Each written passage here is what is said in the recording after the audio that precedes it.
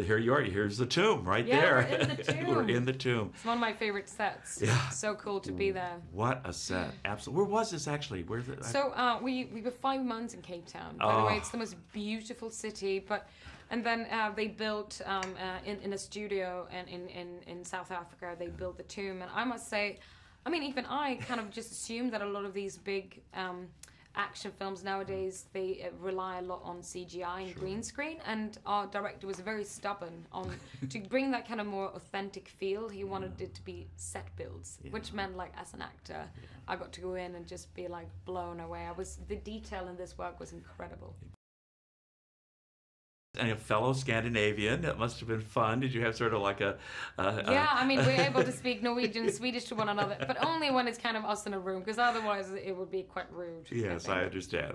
But maybe you had a similar sensibility, and I know you were familiar with his films, which made it was nice as well. I was. Well, this is terrific. I mean, first of all, it's a great action film, but so often these kinds of films, that's all there is. You know, there's the action and there's all of that, but there's a lot of intimacy here too. I mean, talk a little bit about the father-daughter relationship, because I think that's an important theme here. Definitely. And I think that relationship, especially when I was introduced to what they want to do with this film, when I met the director and the producers, is that the father-daughter relationship is really at the core of the story. And you could pull that one out and put it in any genre, and it would be effectful and something that you will want to follow.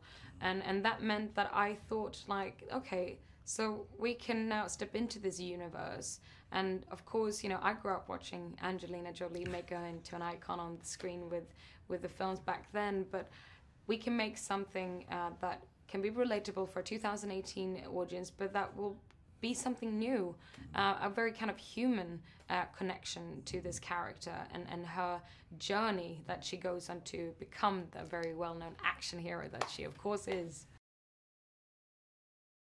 I understand you actually loved the Tomb Raider games when you were growing up. Yeah, I mean, Lara Croft and the Tomb Raider games have been quite groundbreaking. I mean, it was the first female protagonist in a video game. I was a 9-10-year-old girl standing in the living room, like, you know, so curious. I wanted to be part and try this adventure on with, finally, was a girl that I, you know, could relate to, and I was a bit too young, so I'm a bit scared, to be honest, to play the games. I tried, but I revisited them later in my young teens.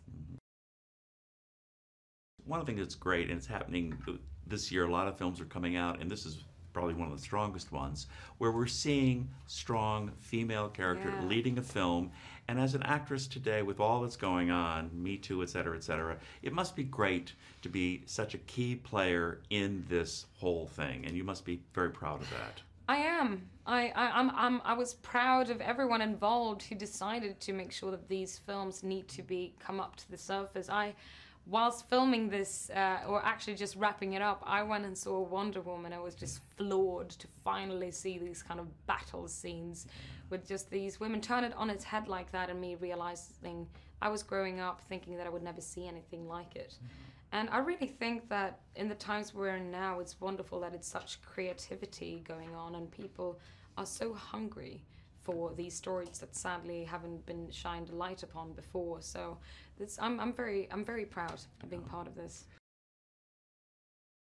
We know there's a lot of movie magic, but watching this film and knowing a thing or two about what goes on behind the scenes, physical training, I know that you had to go through a lot of that for this movie. Talk a little bit about that, because I bet you went through quite a bit. Again, you know, yes, the pure excitement of me growing up loving adventure films and always been curious what it's like to shoot these kind of action sequences, that's one thing.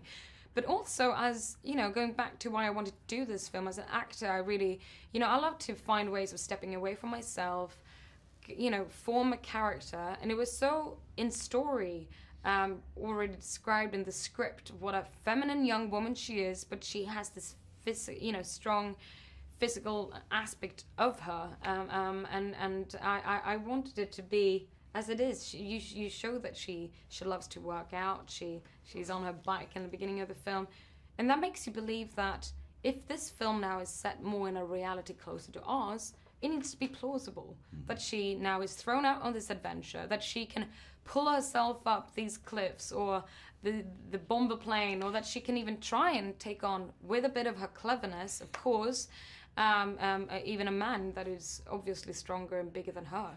Absolutely. And even the scene with chasing the boys in Hong Kong, whether that was Hong Kong or not, it looked like Hong Kong. Like, even Daniel Wu, who plays Lou in our film, who's from Hong Kong, he was even amazed. He stood there in our set piece in Cape Town and was like, oh my God, this looks like home. It was pretty amazing. It was almost 360, and we had about 350 to 400 Chinese extras in South Africa.